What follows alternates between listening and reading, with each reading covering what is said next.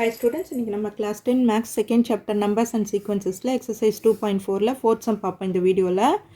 Find the indicator terms of the sequences whose nth terms are given by. nth term கொடுத்துட்டாங்க, அவங்க என்ன term கேட்டிருக்காங்களோ அதை மட்டும் கண்டுபிடிக்க சொல்லியிருக்காங்க நம்மள. ஓகேவா? an is equal to 5n by n plus 2 கொடுத்துருக்காங்க. இப்போ a6 கண்டுபிடிக்கணும் நம்ம. a6னா n இருக்கிற இடத்துல 6ன்னு போடணும், அவ்வளோதான் இது. So 5 into 6 by 6 plus 2. அப்போ 5 6 are 30 by 8. ஸோ இதை சிம்பிளிஃபை பண்ணோம்னா நம்ம என்ன கிடைக்கும்? 2 பண்ணோம்னா 2 15s are 2 4s are 15 by 4. இதுக்கு மேலே இதை சிம்பிளிஃபை பண்ண முடியாதுல்லையே. அடுத்தது a13. a13னா n இருக்கிற இடத்துல 13 போடணும். அப்போ 5 into 13 by 13 plus 2.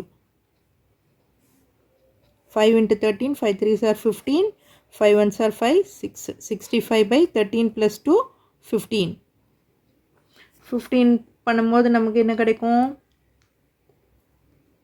இதை 5ல கட் பண்ணுங்க. 5 3s are 5 13s are 13 by 3. அப்போ a6 is equal to 15 by 4. ஓகேவா? and a13 is equal to 13 by 3.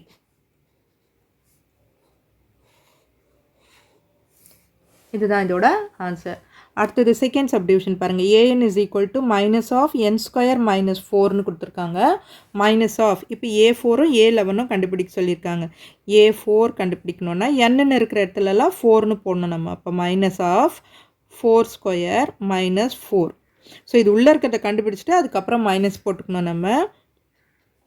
Minus 16 minus 4. 16 minus 4 12. அப்போ மைனஸ் 12. அடுத்தது a11. a11னா minus of 11 square minus 4. Minus 11 ஸ்கொயர்னா நமக்கு கிடைக்கிறது 121.